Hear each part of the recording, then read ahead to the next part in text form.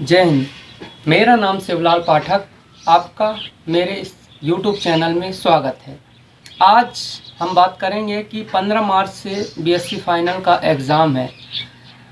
कई छात्र छात्राओं ने कुछ भी पढ़ाई नहीं की होगी, बहुत कम समय में ही हमें परीक्षा देना है, तो उसके लिए हम चाहते हैं कि हमारी जो कार्य विधि है उसके अनुसार हम ऐसा क्या करें जिससे हम परीक्षा में उत्तीर्ण हो सकें। तो सर्वप्रथम हमारा मानना है कि जो हमारी पढ़ने की इच्छा होती है, सरल जो हमसे आता है हम उसे बार बार करना पसंद करते हैं या फिर ज़्यादा करना पसंद करते हैं। तो हम मानते हैं कि यदि पढ़ाई में मन लगाना है तो उसके लिए कम सरल शब्दों में जो कि हमें सरल लगता है उससे हम प्रयास करेंगे शुरू करना। तो सर्वप्रथम हमको सारे विषयों के सारे वस्तुनिष्ठ प्रश्नों को पढ़ लेना है। जिनके पास बुक है तो बुक के पीछे वस्तुनिष्ठ रहता है, और परीक्षा अध्ययन जो परीक्षा सार आप लेते हैं उसमें भी वस्तुनिष्ठ प्रश्न दिए हुए होते हैं, तो आप उनसे भी कर सकते हैं। तो सर्वप्रथम आपको वस्तुनिष्ठ प्रश्न सारे कर लेना है, जैसे कि अपने इसमें बीएससी फाइनल में है FC first second third, physics chemistry math, इन सब के वस्तुनिष्ठ को पढ़ लेंगे। क्योंकि जब आपकी पढ़ाई में मन नहीं लगेगा उसके लिए आपको लगेगा कि हम ऐसा क्या करें जिससे निकल जाए। तो देखिए, कारण यदि बताओगे कि उस दिन जिस दिन पेपर होगा उस दिन हम देख लेंगे, तो मेरा मानना है कि यदि आप जब बात की बात करोगे तो कहते हैं काल करे सो आज कर, आज करे सो अब।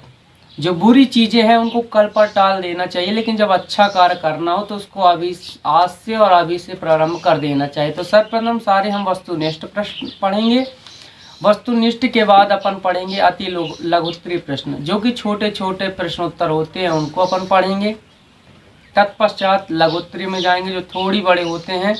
तत्पश्चात दीर्घोत्तरीय प्रश्न की ओर हम देखेंगे उत्तर सहित। तो मैं कहता हूं कि आपको याद करने की आवश्यकता नहीं है, आपको रटना नहीं है, आपको समझने का प्रयास करना है। मेरा मानना है कि जब तक आप पढ़ाई नहीं करोगे, बोला जाता है कि more study more confusion, no study no confusion. यदि आपके दिमाग में पढ़ाई से संबंधित संदेह या प्रश्न आता है, इसका मतलब आप पढ़ाई करते हैं। और यदि आपके दिमाग में पढ़ाई से संबंधित किसी प्रकार का संदेह या प्रश्न नहीं है तो आप यकीन मानिए आप पढ़ाई नहीं करते हैं। इसलिए उसी व्यक्ति के दिमाग में प्रश्न होता है जो कि उस चीज़ के बारे में अध्ययन करता है या कोई कार्य करता है। तो इसलिए आप मोर स्टडी मोर कन्फ्यूजन में आइए, नो स्टडी नो कन्फ्यूजन में मत जाइए।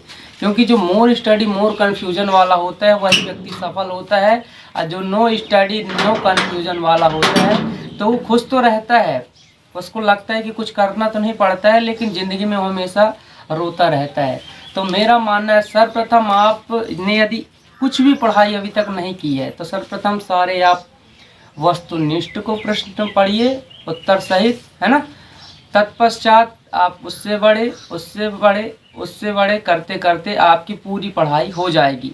कारण बताएंगे कि अब सालों भर हम नहीं पढ़े हैं तो 4 दिन 5 दिन 10 दिन 15 दिन पढ़ने में क्या होगा।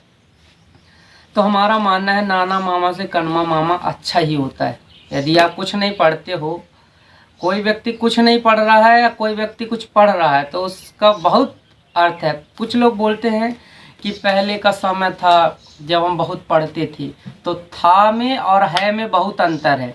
जो व्यक्ति पहले के समय में बहुत बाहुबली था तो भूला नहीं जा सकता है, और जो व्यक्ति आज के समय में बाहुबल है तो भाई उसमें महत्व किसका है, जो आज के समय में बाहुबल रखता है।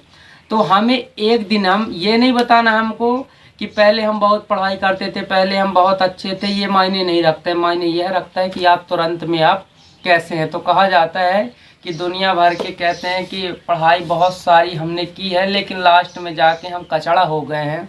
हमारे गुण पहले बहुत अच्छे थे लेकिन आज के ज़माने में आज के समय में हम खराब हो चुके हैं। तो यह बिल्कुल भी महत्व नहीं रखता कि आप पहले कैसे थे। महत्व यह रखता है कि पहले आप बुरे थे आज अच्छे हो गए, तो यह बहुत बड़ी खुशी की बात है। तो हमें आज पर ध्यान देना है, ना कि हम बीते हुए कल पर। यहाँ तक कि आगे आपके साथ क्या होगा क्या नहीं होगा ये भी आपको मैटर नहीं रखना चाहिए। आपको आज पर कार्य करना है, ध्यान रखिए, आपको आज पर कार्य करना है। आपको फल ऑटोमेटिक मिल जाएगा। तो आप चिंता मत करिए, डरने की आवश्यकता नहीं। यदि आप पढ़े रहेंगे तो पेपर में जाके ऑटोमेटिक आप लिख के आ जाएंगे। तो आपको ध्यान देना है, इसको अपना दोस्त बनाना है किताब को, अब पूरा पढ़ने का प्रयास कीजिए। मेरा ऐसा मानना है कि जब तक मैं नहीं पढ़ता हूँ तब तक मेरे को लगता है कि बहुत कठिन है, बहुत कठिन है। लेकिन जब पढ़ना मैं शुरू करता हूँ तो मेरे को ऐसा लगता है कि ये सब बहुत अच्छे अच्छे शब्द हैं। देखिए, एक कहानी पढ़ते हैं, उस पूरी कहानी में ऐसा नहीं है कि कोई छोटा ही सा पार्ट आपको याद रहे, लेकिन वो पूरा पार्ट याद रहेगा। ठीक इसी प्रकार पुस्तक के साथ भी होता है। यदि आप पुस्तक पढ़ोगे ना, तो यदि आप 100 शब्द पढ़ोगे तो कम से कम गधा से गधा, महा से महागधा होगा, फिर भी उसके कम से कम 10 शब्द समझ में आ जाएंगे। धन्यवाद। लाइक करें।